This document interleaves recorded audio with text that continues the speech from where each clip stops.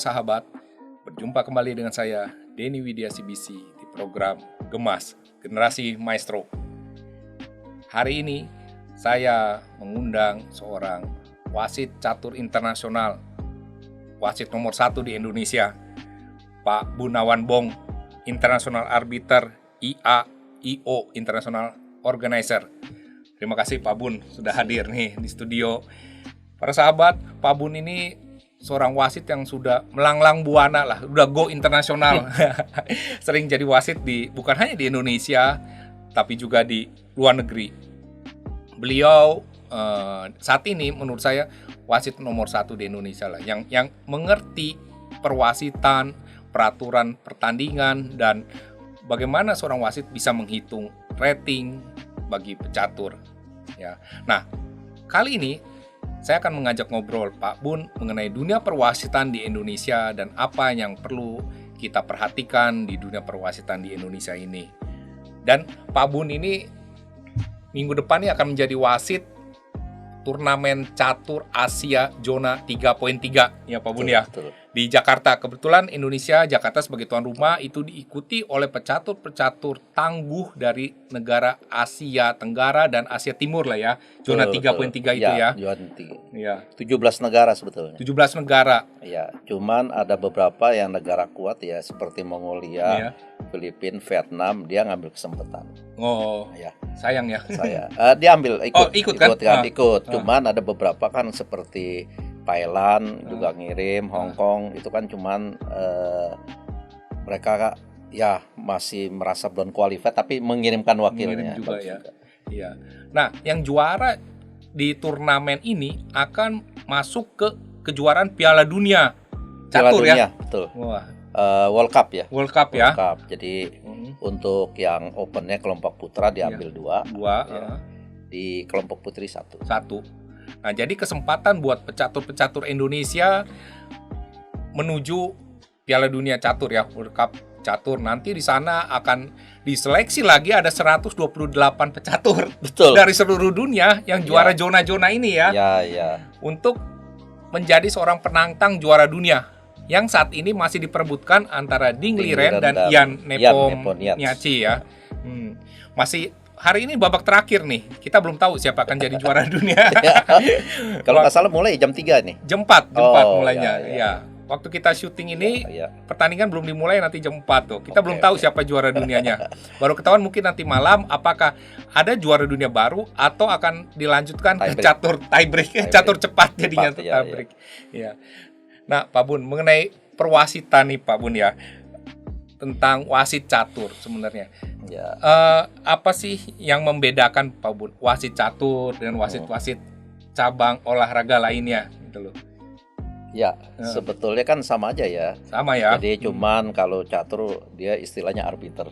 Iya. Ya. Ada istilah khusus ya. Ada khusus catur aja arbiter. Tapi kalau cabang olahraga lain itu ada yang namanya juri ya, ada yang judge gitu ya. Jadi memang khusus catur ini disebut arbiter ya. Memang jadi agak berbeda lah gitu, tapi itunya sama ya. Jadi ya menjadi ini ya penengah antara pemain gitu ya, yang mengawasi pertandingan ya. Jadi tugas daripada wasit ini kan dia menyiapkan kondisi pertandingan yang nyaman bagi pemain ya. Dan juga mengontrol jalannya pertandingan. Ya, jadi mengawasi, memonitor jalannya pertandingan ya sesuai dengan peraturan yang sudah ditetapkan gitu. Ya. Nah, kalau di catur sendiri Pak Bun, wasit itu strukturnya, tingkatannya itu ada nggak tuh? Ada ya. Ada. Jadi kalau di FIDE sementara ini kan yang paling tinggi kan tingkatan international arbiter. Iya, seperti Pak Bun ya sekarang ya. Di bawahnya FIDE arbiter. Cuman memang FIDE arbiter ini baru muncul belakangan ya. Sebelumnya international arbiter itu perolehannya bukan melalui seminar gitu loh. Ketika itu ya. Iya. Jadi international arbiter itu karena seorang wasit dia bertugas di turnamen internasional. Gitu. Ya. Sehingga dari turnamen internasional itu diberikanlah norma gitu ya istilahnya, bahwa dia sudah mewasiti turnamen internasional. Nah kalau sudah sampai 3 kali. Jadi itu bisa diajukan ke FIDE melalui federasi. Jadi seperti saya ini kan diajukan ketika itu tahun 2000 ya.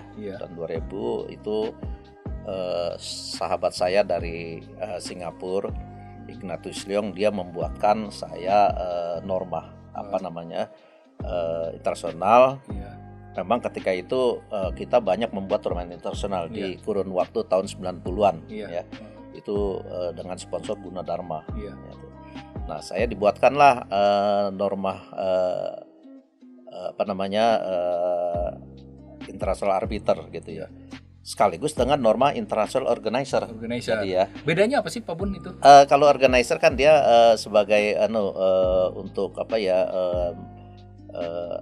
memberikan menggelar event gitu loh. Jadi kalau orang ada yang mau bikin turnamen catur, maka international organizer itulah yang menyeting gitu ya. Nggak bisa sembarangan ya? Nggak sembarangan juga ya. Jadi sekarang juga IO harus melalui seminar. Gitu. Dulu enggak ya. Jadi saya dapat kita tahun 2000. International arbiter, international organizer-nya tahun 2021. Udah lama ya? Sudah lama sekali. Nah, jadi memang saya latar belakang WAS itu belum ada ketika itu ya. Cuman kalau internasional memang saya sering dengan sponsor Gunadarma itu berkali-kali membuat turnamen internasional. Bahkan mungkin hitungan saya sudah sampai 10 kali itu turnamen internasional. Banyak ya. Ketika itu baik yang open maupun yang round robin yang bisa menghasilkan gelar ya. Nah, jadi saya juga ketika itu juga diberi kesempatan oleh Ignatius Leong menjadi wasit di luar gitu ya, di Jonel di Vietnam, dapat kum lagi. Jadi banyak lah. Artinya ketika itu cukup kita ajukan 3 nah, sehingga keluarlah tahun 2000. Nah, ketika itu saya nggak cuman gelar saja tapi tidak paham itu namanya law of chess gitu ya. Tapi kalau masalah rating dan gelar saya ketika itu sudah paham gitu. Nah, tahun 2011 itu wasit-wasit senior kan sudah tidak ada ya. Yang wasit senior Pak Jamil Jamal, Pak Denny Logawa. Nah, ini teman-teman juga dia ingin mau menjadi wasit internasional gitu. Tapi sekarang kan harus melalui itu. Jadi sejak tahun 2006 FIDE memberlakukan mengeluarkan satu gelar lagi namanya FIDE Arbiter di bawah International Arbiter. Nah, harus melalui seminar. Nah, kan harus melalui seminar dan harus lulus ujian dengan bobot tingkat kelulusan 80% ya. Nah, dan harus istilahnya magang gitu ya. 3 turnamen internasional gitu loh, atau untuk mendapatkan 3 norma FA diajukan baru dapat FA. Nah, ketika itu beberapa teman mau bikin itu tahun 2011 ya.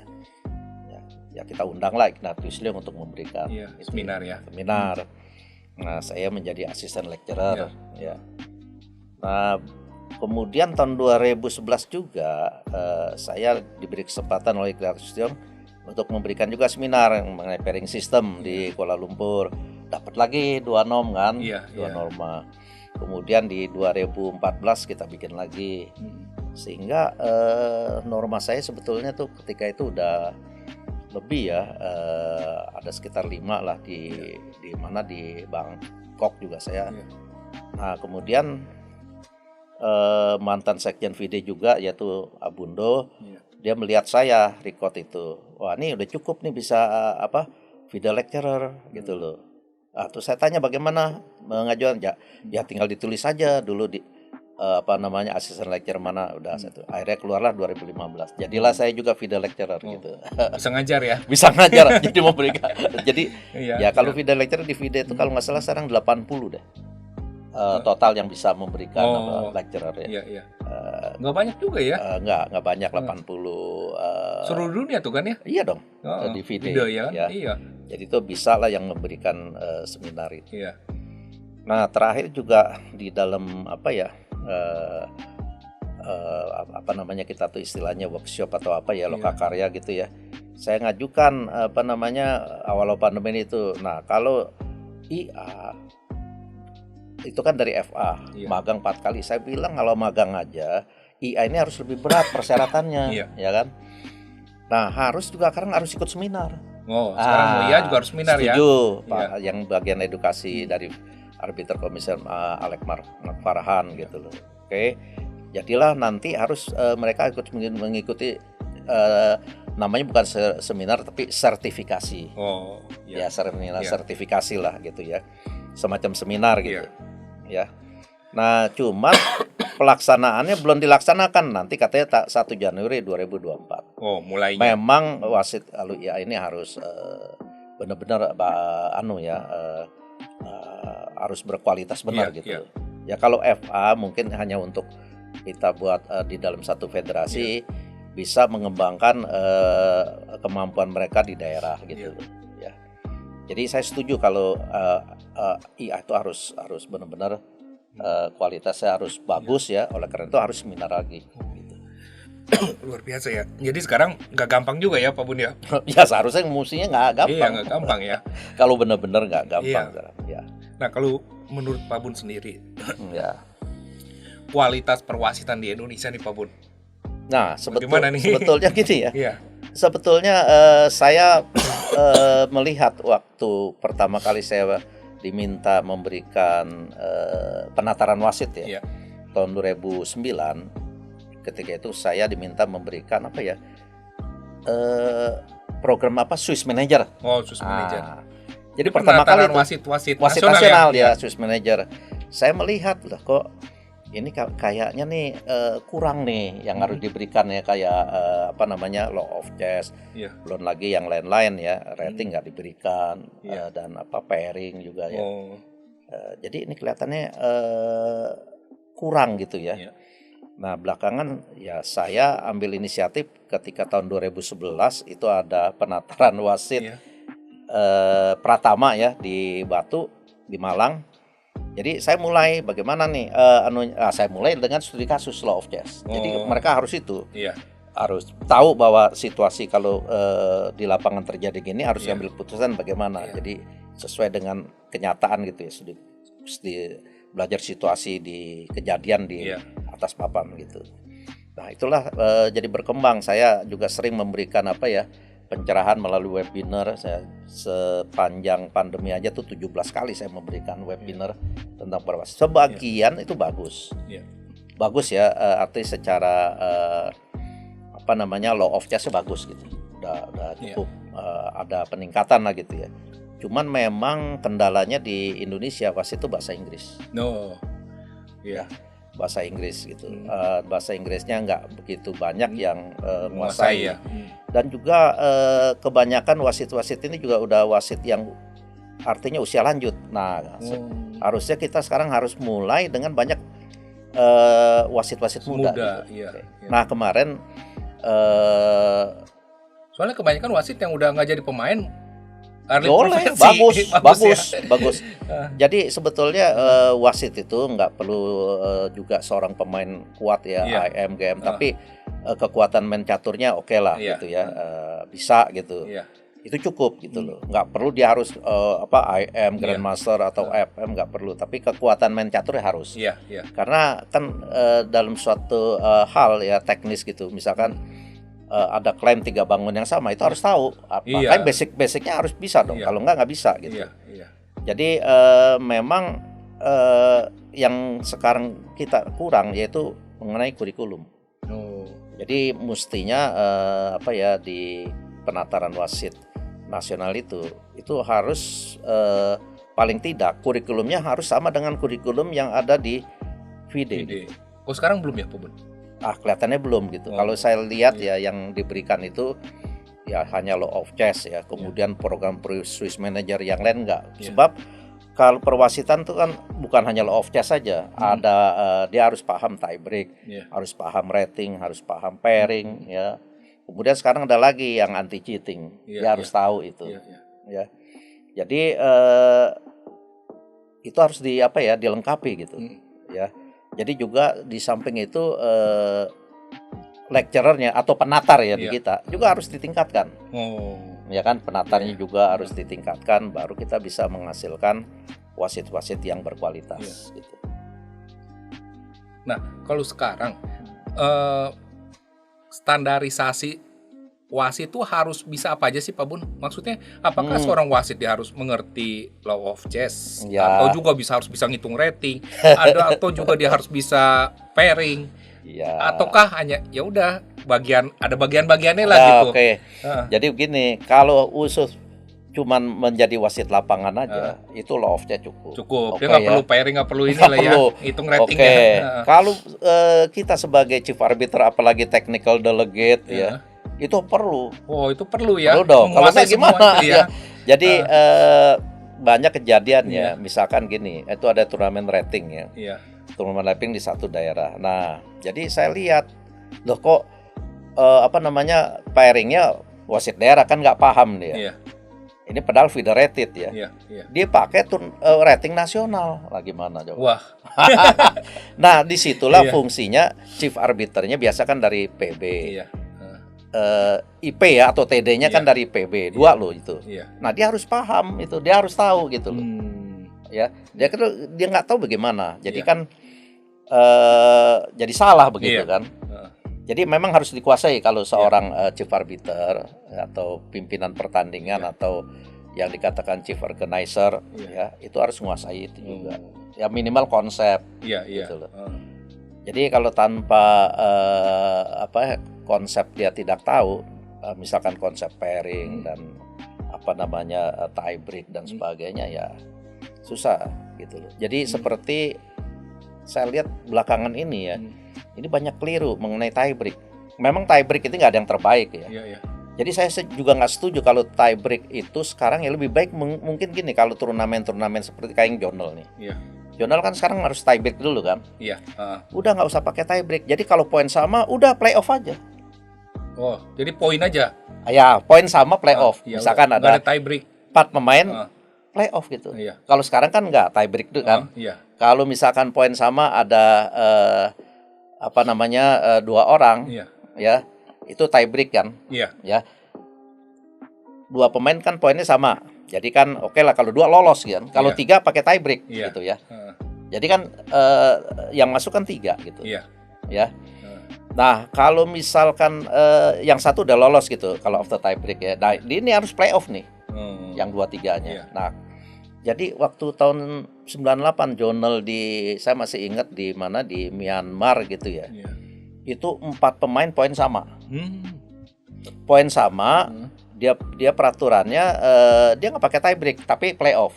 4-4 nih. Ya, ketika itu saya masih ingat, yaitu ada Pak Utut Adianto, terus siapa Antonio, satu lagi dari Mongol, satu Dedeliu. Oh. Mereka playoff sampai malam itu. Jadi playoff catur cepat dulu, 2 babak gitu. Ya, jadi round robin dulu lah ya. Akhirnya yang menghasilkan itu ya Pak Utut dengan Antonio yang jadi Jadi memang sebetulnya tie break itu nggak ada yang terbaik. Perhitungan saya lebih setuju, lebih baik tidak menggunakan target playoff gitu. Playoff tapi kita harus siapkan waktu. Iya. Tuh, ada waktu tambahan ya. Perlu waktu tambahan. Nah, itu lebih murni. Ya kalau tie break kan nggak ada yang terbaik. Kita sekarang ya tie break apa yang bagus, nggak ada. Nah sekarang misalkan yang kemarin terjadi kesalahan, yaitu banyak yang menanyakan ke saya di tie break lagi dia pakai real point. Padahal real point itu saya lihat banyak pemain yang di kejuaraan itu nggak datang gitu kan. Jadi mereka menang WO ya kan, menang forfeit. Tapi menang forfeit ditulis 1-0 karena pakai real point. Nah di situ kalau poin sama, yang menang WO udah pasti kalah. Karena kan hitungan Solkov. Solkov real point, ya kita ngambil poin 0. Iya. Yang saya menang 1-0, karena lawan saya nggak datang, berarti kan poinnya 0. Di jumlah 0 dong. Iya. Itu. Tapi kalau justru itu, kalau buhol itu ya, itu ada unplay game. Nah, kita harus gunakan sebetulnya buhol yang pakai virtual point. Jadi kalau dengan virtual point dikoreksi.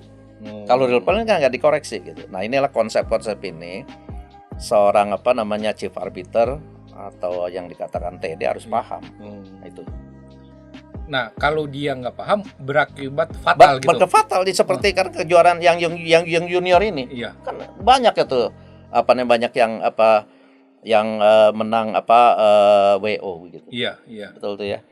Jadi nah itulah harus bisa menghasilkan yang juara-juara itu bukan yang kualitas yang baik gitu. Iya. Nah, mungkin bisa juga sebetulnya ya oke lah.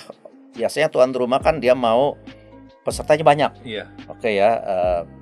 Nah, bisa dibuatlah misalkan kejurnas itu dibuat babak sebagai babak penyisian. Ambil berapa baru dilakukan babak playoff. Iya. Jadi seperti kalau kejurnas zaman dulu itu saya lihat begitu. Mereka nggak langsung sekaligus juara gitu. Dia pakai penyisian dulu, nanti diambil 8. Nah, inilah benar-benar kejurnas nih, gitu loh. Babak final gitu. Ya, ada kualifikasinya Kualifikasi. Memang butuh waktu, butuh biaya, tapi kualitas jadi bagus. Iya. Gitu. Nah, kalau sebenarnya ya Pak Bun, kalau masih pakai tiebreak, kalau menurut Pak Bun, tiebreak mana sih yang kira-kira mendekati ininya lah? Ya agak benar gitu loh. Biasanya gini ya, memang susah. Tiebreak itu yang agak bagus, yang mencerminkan kekuatan pemain yang saat bertanding, yaitu Solkov atau Buhol. Nah, cuman Buhol atau Solkov itu ada kelemahan kalau pemain banyak yang tidak datang atau banyak pemain yang menang WO. Nah, gitu. Oleh karena itu kelemahan itu bisa dikoreksi dengan menggunakan tadi virtual point gitu loh. Bukan real point gitu. Memang di Swiss Manager ada 4 varian itu untuk Buhol. Nah, yang terbaik justru yang virtual point. Ya. Gitu. Kalau real point begitu. Dia menang WO saja seperti di kejurnas kemarin di catur cepat ya. Ada yang menanyakan ke saya, dia poin sama gitu. Nah, poin sama, dia cuma dapat menang WO di babak pertama. Ya kalah lah. Karena di jumlah Solkov pakai real point, dia ketemu yang dia lawannya 0. Iya kan? Di Solkovnya kecil ya. Ya kecil jadinya. Orang di jumlah 7, dia jumlah 6. Iya. Ya artinya jumlahnya itu kan dijumlahkan kalau Solkov. Jumlah poin lawan kan. Poin lawan dia 0 gimana. Iya. Jadi itu harus paham konsep rating. Jadi sebetulnya ya memang chief arbiter harus kuasai itu. Kalau wasit lapangan oke lah, dia cuman mengerti peraturan law of chess gitu, masih oke deh. Gitu. Nah, kemudian kan yang perlu dikuasai wasit juga menghitung elo rating ya? Ya, elo rating. Nah, sebetulnya elo rating ini harusnya juga bukan hanya wasit aja ya, pemain harusnya bisa, mestinya. Tapi rata-rata baik yang bisa. Mereka nggak belajar. Ya ada juga yang bisa. Ada. Jadi pemain juga harus bisa hitung rating sendiri dan juga nah itu harus diberikan di penataran mestinya. Nah, manajer atau coach harus paham. Ya, kalau coach apalagi turnamen internasional internasional gelar ya. Betul. Apalagi kalau wasit coach ya, pelatih. Dia juga harus paham tuh menghitung rating di samping rating gelar normal. Jadi dia misalkan babak 8 nih mau babak 9, dia harus tahu nih pemainnya butuh berapa poin ya supaya dia bisa dapat gelar gitu. Sehingga bisa ngatur strategi gitu. Ya, jadi bukan hanya wasit aja. Pelatih juga perlu law of chess, perlu. Pemain juga. Nah, sekarang bagaimana pemain nggak tahu bagaimana mengklaim, itu benar nggak? Makanya di China pemain seperti itu, Wang Hao dulu dia nggak tahu bagaimana mengklaim. Ada juga beberapa pemain top ya, di WG dia nggak tahu, merugikan kan tim. Nah, belakangan sekjennya itu semua wajib pemain nasional tuh ikut penataran wasit gitu. Di Indonesia belum ya? Belum. Harusnya semua. Iya, pemain terutama pemain junior junior. Ya, jadi harus paham. Dia tahu bagaimana harus mengklaim. Iya. Iya kan? Gitu. Yang sulit nggak sih Pak Bun ngitung rating itu? Enggak lah. Enggak ya? Enggak sulit lah. Enggak sulit. Cuman baca tabel kok. Iya kan? Ada tabelnya itu kan, memang kalau teorinya memang sulit, itu kan teori matematik dan probabilitas statistik ya gitu. Tapi tabelnya kan ada, nggak susah Pak. Iya. Ya. Nah sekarang kan ini Pak Bun, banyak orang juga yang bertanya atau menjadi wacana gitu ya, perbincangan. Kan sekarang kalau kita mengadakan kejurnas, yang dipakai kan rating nasional gitu ya. Banyak orang bertanya, kenapa sih nggak pakai feeder rating aja gitu loh. Nah, makanya menurut Pak Bun gimana tuh Pak Bun? Sebetulnya memang kalau mau bagus meningkatkan kualitas pembinaan gitu ya, harusnya memang harus menggunakan rating internasional. Contoh ya, sekarang ya, satu daerah misalkan di Sulawesi Utara, dia mau bikin turnamen rating. Nah sekarang pemain di sana ratingnya ada gak? Nggak ada, gimana? Terutama yang junior ya, ada 1-2 kan kurang. Nah kalau kejurnas semua dibikin rating, kelompok umur juga. Rating internasional ya. Rating internasional, sehingga akan tersebar di daerah. Sehingga di daerah kalau mau bikin turnamen rating mudah.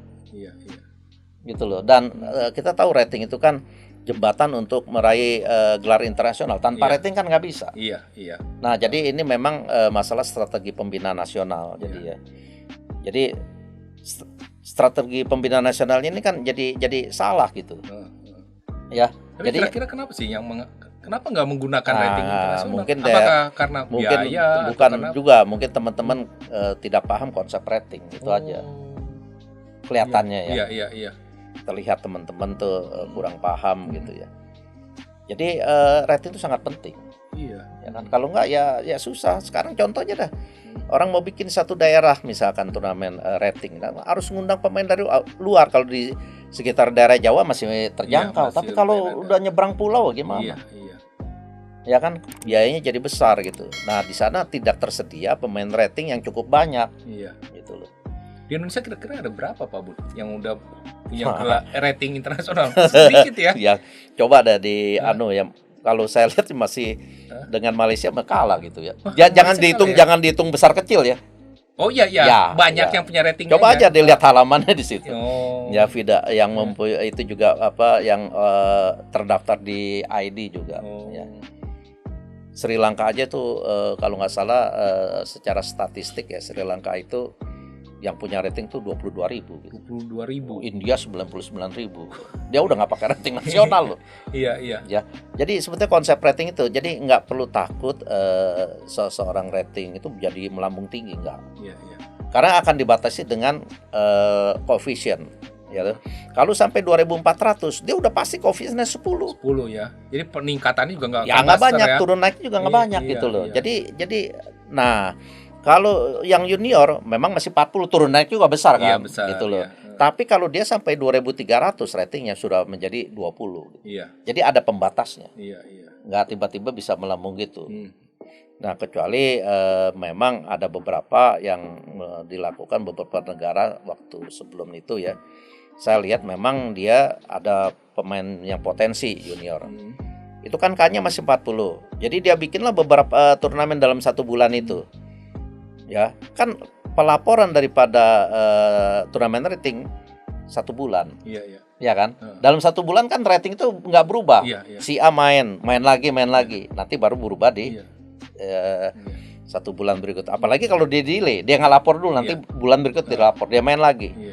Sehingga tidak mengherankan seorang pemain bisa melonjak ratingnya 600 poin gitu. Itu salah satu ini juga ya, loophole dari aturan FIDE. Ya, itu salah satu kelemahan menurut saya ya. Sebetulnya kan sekarang kan gampang, udah bisa ada computerized ya. Begitu selesai turnamen ditutup baru nyambung lagi. Ya kan ratingnya masih tetap gitu ya. Jadi memang nggak usah ya. Jadi rating itu dia ada pembatas ya, nggak mungkin dia tiba-tiba. Kalau udah 2.400 emang dia bisa gitu, apalagi bisa sampai 2.600 emang dia jago. Gitu loh. Jadi memang benar prestasi itu sesuai dengan ratingnya. Gitu. Ya, menggambarkan kekuatan sebenarnya gitu. Ya, jadi sebetulnya memang ini harus di PB-nya ini harus punya pemikiran seperti itu gitu. Konsep rating kelihatannya ini salah satu mereka tuh kurang paham. Sebenarnya itu penting juga ya. Penting di situ. Ya, jadi bagaimana apa ya, pemain kita bisa mendapat gelar gitu kalau ratingnya nggak ada ya. Betul. Nah, juga sekarang kalau saya lihat memang di beberapa negara kita di ASEAN ini, dilihat aja banyak sekarang rating tuh pada nurun, pada turun, coba dilihat ya.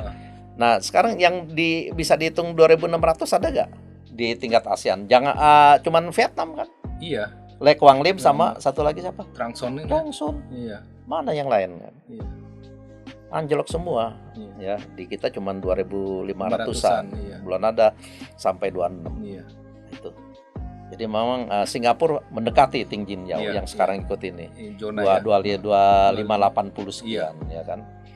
Nah, itu udah mendekati ke rating 2.600. Yang lain coba semua menurun gitu. Nah, sekarang bagi seorang wasit ya Pak Bun, ketika dia misalnya bertugas, kemudian melakukan kesalahan atau salah mengambil keputusan, ada sanksi nggak sih Pak Bun sebenarnya bagi wasit catur nih? Ada itu. Jadi memang secara tertulis. Kalau saya lihat olahraga lain kan ada tuh, nggak boleh ngikuti ini gitu. Sebetulnya memang kita harusnya ada lah ya. Terutama yang menyangkut basic kesalahan mendasar ya. Kesalahan mendasar itu perlu. Kalau di India benar, dia terapkan benar. Ada sanksi ya. Ada sanksi, federasi membuat suatu aturan gitu ya. Nah, di kita belum gitu loh. Nah, sebetulnya kalau turnamen open, oke lah, mereka belajar lah. Ambil keputusan berani gitu ya. Salah nggak apa-apa. Tapi kalau udah kayak jurnal gini bahaya. Ya kan. Tapi memang ini tiket Piala Dunia. Memang kalau dia salah ngambil keputusan ada appeal committee kan. Masih ada appeal committee, mereka bisa banding. Nah, paling enggak wasit ini kan perlu juga dimonitor. Misalkan ya di dalam bertugas itu mereka wasitnya rajin nggak memonitor, gitu ya, memonitor terus mengambil keputusan gimana. Nah, itulah sebetulnya bisa direcord harusnya. Jadi aktivitas wasit itu di lapangan gimana gitu. Nah, di kita belum gitu. Nah, itu harus diterapkan benar gitu. Kalau mau mendapatkan wasit yang baik. Nah, baru-baru ini mereka seminar wasit di Bali, saya lihat udah banyak nih wasit-wasit muda dan bagus-bagus. Bagus kemarin. Ya, potensial lah ya. Nah, inilah kita tingkatkan supaya menjadi FA dan IA ke depannya. Nah, untuk jangka pendek nih, kira-kira tahun ini lah Pak Bun. Kan untuk menjadi seorang FA ya, FIDE arbiter, wasit FIDE itu kan harus mengikuti seminar. Nah, di mana nih Pak Bun kira-kira yang siapa tahu ada wasit-wasit yang berkeinginan kan untuk mendapatkan gelar FA? Ya, kita harus bikin. Ya kan? Memang peminatnya banyak masih banyak ya di kita yang mau meningkatkan perwasitan ya menjadi FA gitu ya. Nah, ini kalau nggak salah kan Pengprov Banten mau nih bikin seminar rencana nih. Bagus kalau bikin ya. Cuman sekarang oleh FIDE dibatasi peserta 20. Saya juga bingung kenapa 20 gitu. 20 maksimal. Maksimal 20. Ya, kemarin juga di Singapura Ignatius Leung juga mempertanyakan kenapa 20 gitu. Ya kan. Dan sebetulnya kalau yang lain kok boleh lebih gitu kayak trainer dan sebagainya ya kan. Jadi sekarang dibatasi 20. Tapi belum ada penjelasan yang mengapa 20 ya. Nah, makanya itu belum. Supaya jangan banyak-banyak kali yang jadi wasit. Enggak juga. Nah, setelah dia jadi ikut seminar, tetap dia harus dapat itu ya, norma 3 kali norma ya. Justru itu, jadi harus ya seperti gini. Kemarin di Bali kita meluluskan 16 ya. 16. Nah, kita harus cari 48 yang turnamen ini. Rating gitu loh atau title supaya 16 wasit kita ini bisa magang ya, bisa selesai gitu loh dalam waktu 4 tahun. Sebab kalau seminar batas anunya 4 tahun tuh lisensinya. Sekarang ada ini pembatasan. Ada, dari dulu ada. Jadi kalau selama 4 tahun dia belum bisa mencapai 3 kali norma dan dapat FA, ya nanti dia gugur, harus ikut lagi. Harus ikut seminar lagi. Tapi kalau untuk norma 6 tahun. Normanya 6 tahun. Gitu. Iya. Nah, kemudian Pak Bun, di wasit-wasit lah ya, di internasional nih. Ya. Yang Pak Bun lihat lah ya, dari ASEAN gitu, udah banyak gak sih Pak Bun Nah, begini. Kan banyak nih teman-teman Betul, Pabun nih. betul. Jadi ini satu masalah juga ya. Hah? Jadi memang wasit yang kualitas ya. Saya juga kemarin diskusi dengan Ignatius Yong, jadi juga sebelum-sebelumnya. Jangankan di ASEAN, di tingkat dunia aja benar-benar kalau wasit yang hebat tuh nggak banyak. Nggak banyak ya. Nggak banyak. Apalagi di ASEAN ya. Di ASEAN ini.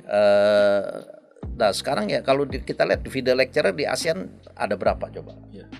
Cuma berapa Pak? Ignatius Leong, saya, Hamid dengan Abundo. Cuma berempat ya? Nah, oleh karena itu kalau mau membuat seminar ya udah nggak usah perlu ngundang dari Eropa lah. Iya bisa. Ya kan biaya mahal, ya kan. Jadi bisa. Nah dalam waktu dekat ini juga ada seminar di Sabah. Sabah ya, Malaysia. Sabah ya seminar FA, kebetulan saya diundang menjadi lecturernya gitu loh. Jadi nah mungkin nanti coba di Thailand juga ada lagi ya. Ada lagi nanti seminar FA.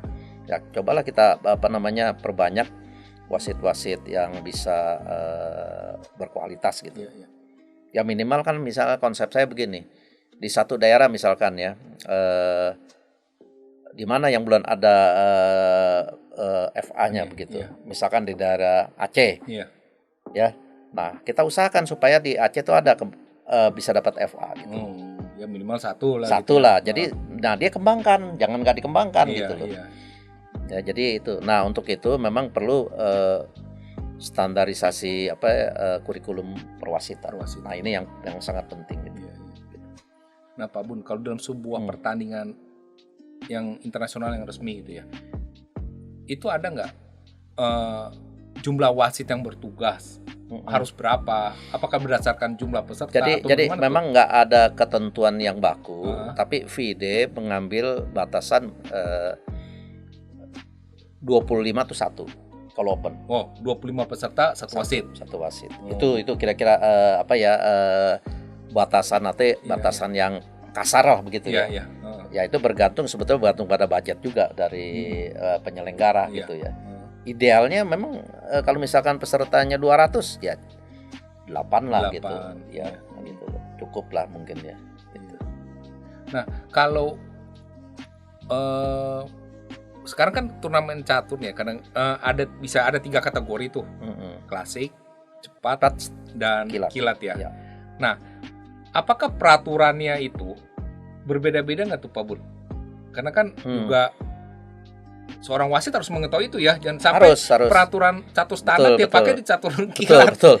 Memang sebagian mengacu kepada standar. Ada beberapa yang di catur kilat. Seperti misalkan gini, kalau di catur cepat dan kilat, kalau seorang melakukan illegal move, terus pemain nggak klaim, wasit tidak intervensi, itu akan jalan terus.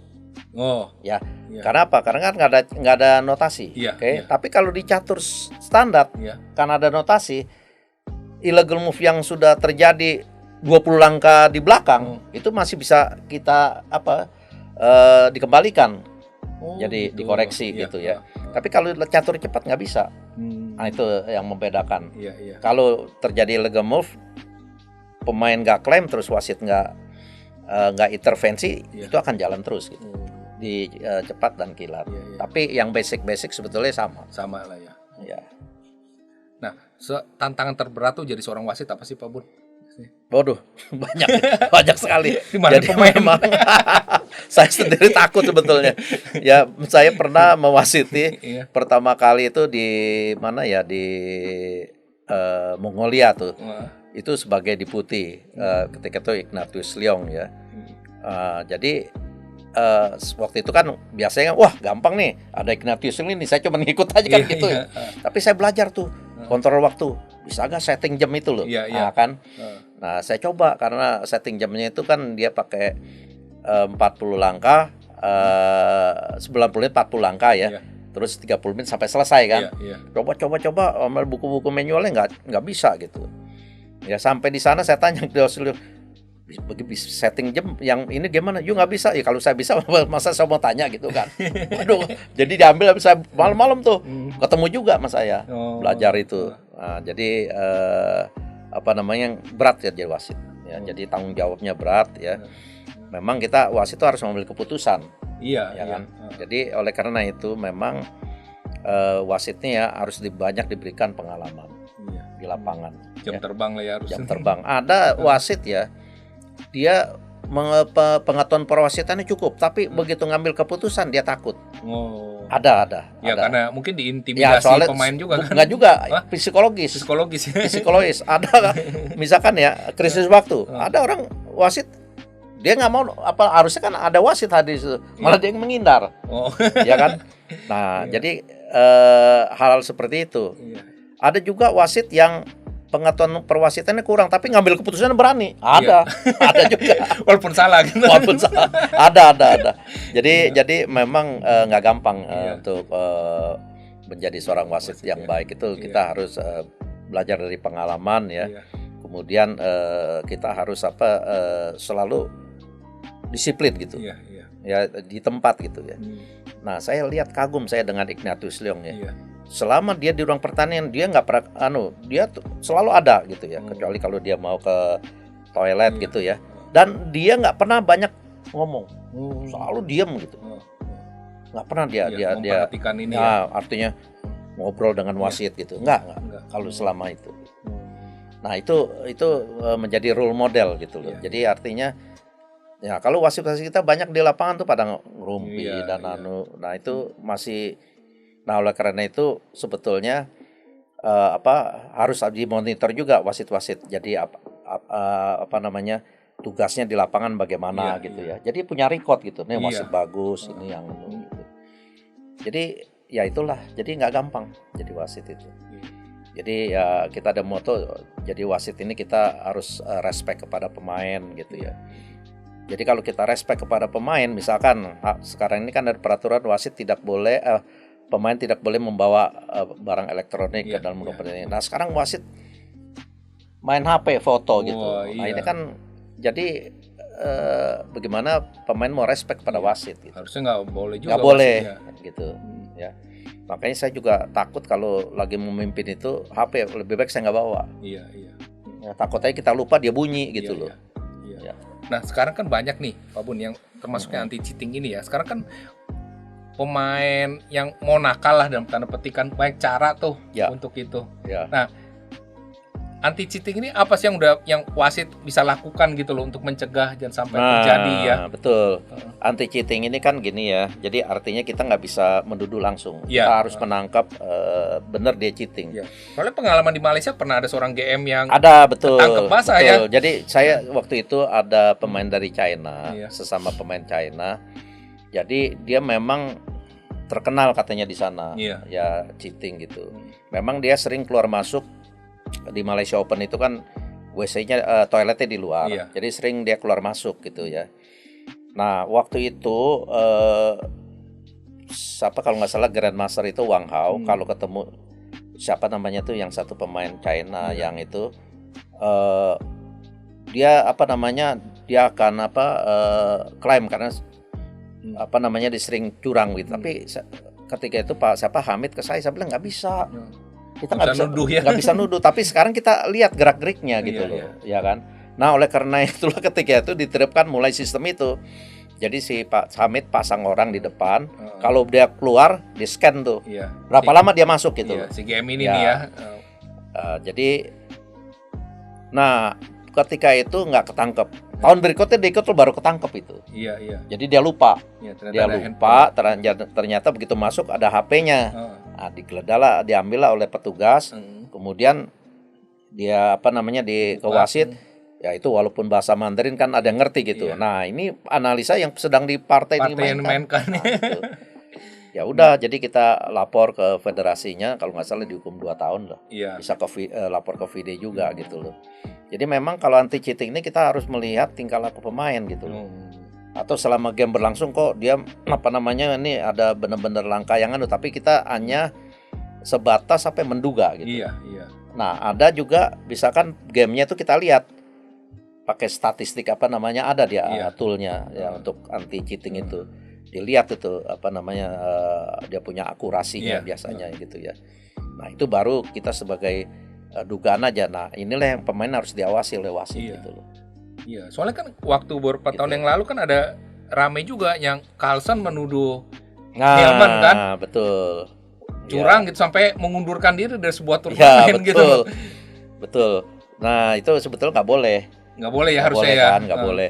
Memang si siapa yang namanya tuh Nilman. Nilman pernah ketangkep di Lices atau di apa, Iya, iya. apa di Chesscom kalau nggak Iya, salah, di catur online lah. diblokir Iya, kan. Nah itu, jadi nggak boleh gitu ya. Artinya kita itu juga yang jadi rame kemarin kan Dewa Kipas tuh. Iya, Ya iya. Dewa Kipas. Nah akhirnya kan memang ya secara itu nggak ketangkep memang ya. Iya. Memang dia kan juga tahu bahwa kok langkahnya tiap langkah akurat terus Iya, gitu kan. Iya.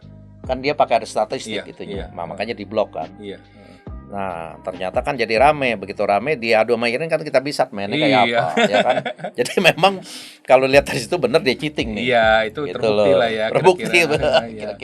kira-kira begitu. Iya. Cuma kalau yang si Nilman ini kan susah juga ya membuktikannya ya. Susah. Mm-mm. Apalagi sekarang kan juga canggih ya. Iya. Kemarin juga di mana ya, aduh. Ya salah satu contoh ambil lah ini nih. Yang Andre ikut apa namanya Jonel nih. Kemarin dia tahun lalu dia juara kan, pukul tingginya yang kuat-kuat kan. Iya, iya. Nah, kemudian saya dengar ada Isu kasak ini. kusuk isu, nah ini Andre cheating nih. Karena ya tapi gimana buktinya? Iya, iya. Ya kan Andre juga pemain bagus gitu loh. Iya. Ya kalau saya lihat dari karakternya nggak mungkin Andre Iya, iya. cheating ya, nggak mungkin gitu. Memang dia juga pemain bagus. Iya, dulu timnya Indonesia. Iya, iya. Cuman persoalannya memang Andre udah lama nggak main. Nggak main, iya. Gitu tiba-tiba muncul. Iya. Nah kita lihatlah Di zona ini ya. Jurnal ini. Nah, jadi waktu PON juga kan gitu. Pernah dia masih di Bandung masih main PON ya. Iya. Dia kan jarang main, tapi dia menyumbang poin kan. Iya, iya. Nyumbang poin terus Iya, itu. iya, iya. Ya kan dia tim DKI dia sebenarnya jarang main, tapi memang mungkin Andre kalau main tanpa beban dia bagus. Iya, iya. Gitu. Nah, kemudian juga kan ada yang bilang bahwa live itu kan juga bisa dipergunakan untuk cheating juga tuh. Iya. Nah, Kalau menurut kamu gimana tuh, Pak? ya bisa. Jadi oleh karena itu kan kalau orang pakai bot gitu ya, bot elektronik buat maka dia delay dulu. Delay ya, ada delaynya ada ya. delaynya. Takut nanti itu bisa ada yang ngirim pesan gitu. Iya, iya. Gitu. Makanya di delay gitu. Mencegah itu. Ya banyak lah ya sekarang orang bisa banyak. ini ya menggunakan segala macam cara. Nah, Pak Bun, ini apa untuk menjadi seorang kan tujuan dari wasit mungkin orang yang ingin jadi seorang IA ya international arbiter. Nah, kalau saat ini Pak Bun, kira-kira perlu berapa lama sih jadi seorang IA tuh jadi wasit yang dari awal yang bisa diprediksi lah kira-kira. Pertanyaan bagus nih. Pertanyaan bagus. Iya. Jadi kemarin saya diskusi. Ini kemarin seminar di Singapura, Leong ini. Iya. Bayangkan jam 10 pagi sampai jam 10 malam. 12 jam. Kuat tuh itu Ignatius Leong. Nah, dia memberikan materi yang experience lah, yang pengalaman dia ya. Iya, iya. Saya masalah teknis. Iya. Jadi teknis saya, law of cash, studi kasus saya, pairing saya, ya kan. Terus tie break saya, gitu kan. Ngitung rating saya, gelar saya. Dia pokoknya yang teknis lah. Nah, sekarang dia berpikir. Jadi dia kan mau yang wasit-wasit muda ini memang bagus. Muda-muda ini cuman kurang pengalaman, ya. Apalagi dia baru tahu kok ada studi kasus seperti ini gitu loh. Ya kan? Jadi baru pertama kali.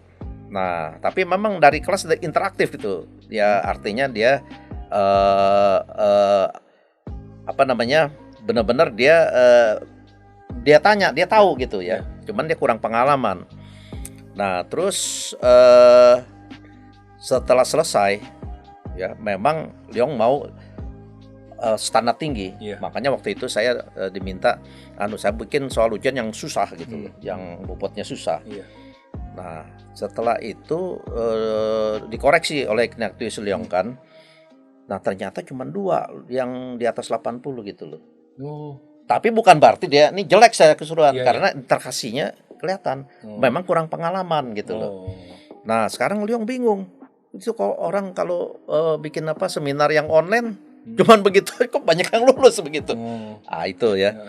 Jadi memang kadang-kadang standar antar satu federasi dengan federasi yang berbeda. Ya.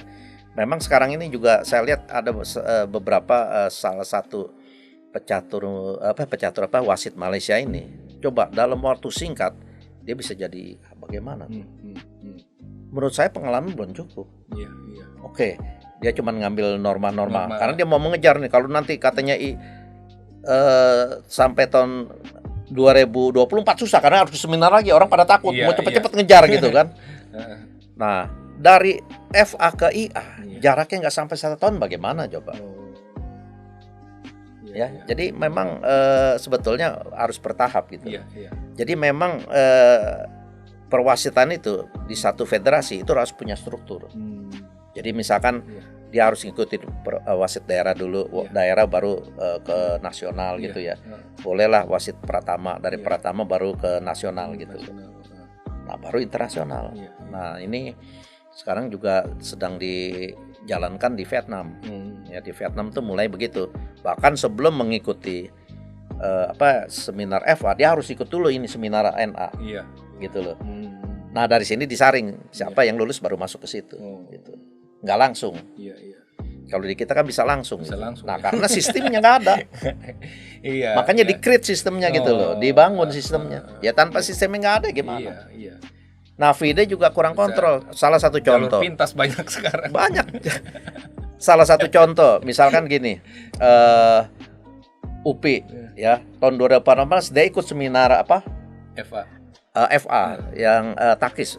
Nah, sekarang UPI pernah nggak ikut penataran nasional? Kan enggak. Ya kan, kok bisa? Ya, berarti kan FIDE nggak screening. Dia lulus kan? Nah, dia lulus. Bisa tuh.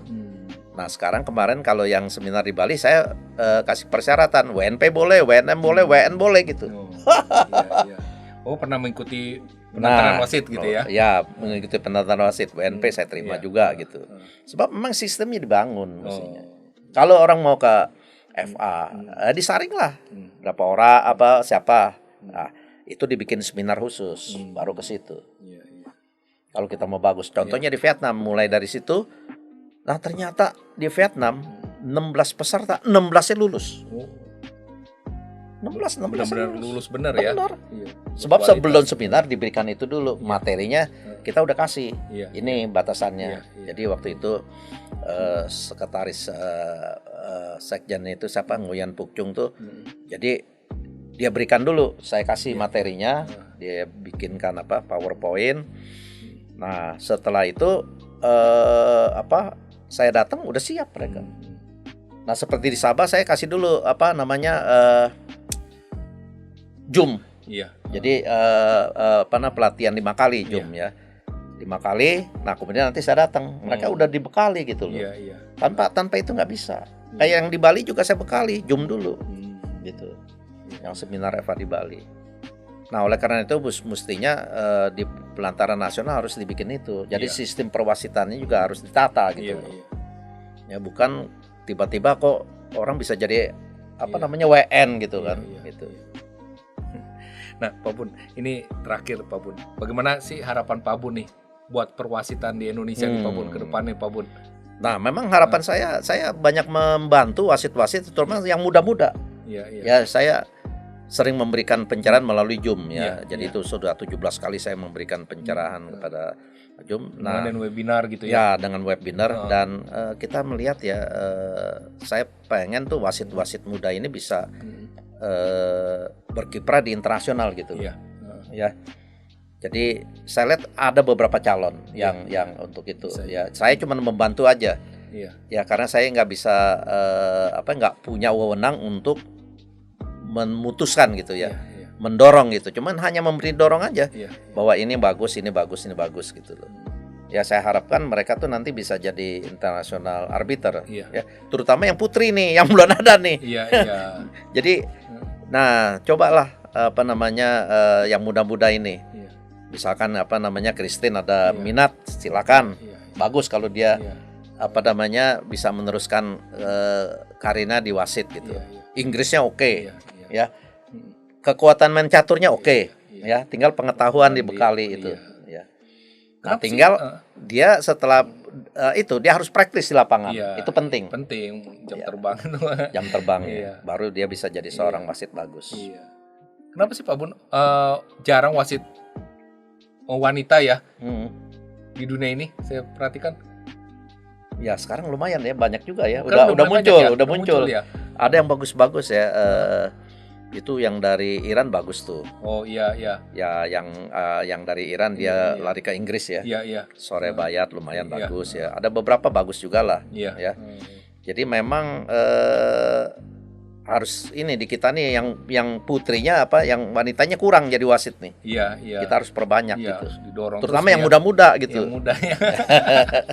Ya itulah syaratnya pertama kalau jadi wasit internasional menguasai bahasa Inggris ya. Ya penting ya. Karena kalau nggak bisa komunikasi walaupun pasif nggak apa-apa ya. Yang penting bisa lah bisa komunikasi. Terjadi ada case, ada dispute. Nah, bagaimana dia harus tackle gitu. Iya. Kemudian minimal mantan pecatur lah ya. Nah, itu penting juga ya karena penting. Menguasai. Jadi kekuatan main caturnya ada gitu. Ya, jadi bagus itu. Iya. Kalau nggak susah kan di lapangan gimana gitu. Nah, 2 syarat itu kalau terpenuhi tinggal dia belajar di perwasitannya. Cuman saya perlu tambahkan seorang wasit juga harus punya integritas. Integritas ya, betul. Itu penting ya. Jadi jangan seorang wasit diatur-atur gitu. Iya. Kan? Apalagi wasit dibeli pairing. Pemain lagi. Iya, wasit pairing penting. Iya. Ya wasit rawan pairing. Juga itu. Nah, jangan terima titipan gitu wasit pairing kan. Iya kan? Iya. Jadi itu harus punya integritas lah. Itulah yang penting ya jadi seorang wasit. Iya. Nah, para sahabat, ini seru sekali obrolan sama Pak Bun yang memang ya inilah wasit saat ini wasit nomor 1 lah menurut saya di Indonesia, menguasai banyak peraturan pertandingan, law of chess yang menguasai, bisa pairingnya menguasai. Saya sudah bikin beberapa buku ya tentang perwasitan ya. Ada buku mengenai law of chess tentunya. Ada buku mengenai pairing ya. Kemudian ada buku mengenai rating dan title. Nah, mungkin saya mau nyelesaikan buku tiebreak. Oh, iya. Ya nanti untuk penerus deh tuh. Iya. Ya meninggalkan warisan lah ya. Penting itu. Iya. Dan kalau law of chess sudah 50% saya Inggris kan. Oh, iya. Luar biasa. Nah, ini Pak Bun kan tinggal nanti ya minggu depan Pak Bun jadi wasit nih ya. Semoga acara langsung sukses lah. Dan ada wakil Indonesia bisa lolos ke Piala Dunia nih ya. Harapan saya begitu. Iya. Ya mudah-mudahan bisa ada Santo, Novendra atau yang lainnya bisa ngambil satu tempat lah. Di putri agak persaingannya agak mungkin bisa Irin atau Medina ya bisa ngambil lah di situ. Cuma satu si putri ya. Harus satu ya. Nah, itu nanti kalau dia poin sama itu harus itu playoff. Playoff ya. Ya kalau putri. Jadi tanpa tiebreak ya putri ya. Putri iya. Oh, nggak ada tiebreak ya. Jadi kalau poin sama dia harus ya, karena diambil satu soalnya. Iya, cuma satu ya. Satu. Ya wah, seru nih pasti. Tanggal 5 ya Pak Bun ya kalau nggak salah ya. Tanggal 5 mulai ya. Iya. Ini para penonton yang suka catur nanti tanggal 5 ada kejuaraan catur Asia zona 3.3 di Century Hotel ya Pak Bun ya. Hotel Century. Iya, Hotel Century. Ya paling kita bisa nonton lewat layar lah ya. Lewat layar ya. Di sana ya. Mungkin juga nanti ada beberapa game live kali ya. Ya bisa live ya. Beberapa game. Di Follow Chess atau di ini ya. Ya kalau ini studio Gemas ya. Bisa ngeliput bagus. Silakan welcome. Boleh. Bisa ya wawancara gitu dengan pecatur luar. Iya. Ya boleh lah nanti kita datang ke sana. Iya datang. Wawancara dengan beberapa pecatur luar negeri, Ting Jin Yao siapa dan yang lain gitu. Iya. Bagus juga. Iya. Oke. Iya. Ya, terima kasih nih Pak Bun udah hadir. Ya, sama-sama. Ya, para sahabat, tadi obrolan kami bersama Pak Bun mengenai perwasitan di Indonesia dan bagaimana Pak Bun sudah menjelaskan pentingnya seorang wasit dalam suatu turnamen dan bagaimana seorang wasit harus menjaga integritas. Bila Anda suka dengan video ini, silakan subscribe, like, berikan komen, dan share video ini pada teman-teman Anda sehingga mereka juga mengerti apalagi yang mau jadi wasit dan pemain catur. Sampai jumpa di episode berikutnya. Bye-bye. Para sahabat, ini adalah buku ke-8 saya, Menembus Waktu, bergenre novel. Buku ini berkisah perjalanan hidup saya dari kecil hingga dewasa ini. Buku ini akan saya persembahkan pada narasumber saya pada hari ini, Pak Bunawan Bong, Pak Bun, ini buku saya, semoga berkenan untuk membacanya. Bagus nih. Ya, ini novel kisah perjalanan iya. pribadi Pak Bun. Ya, kebetulan saya senang baca buku. Senang baca buku. Ya, selalu banyak koleksinya. Terima kasih Pak Bun sudah hadir di program Gemas. Suatu waktu saya juga mau nulis. Ya. Ya. Ya.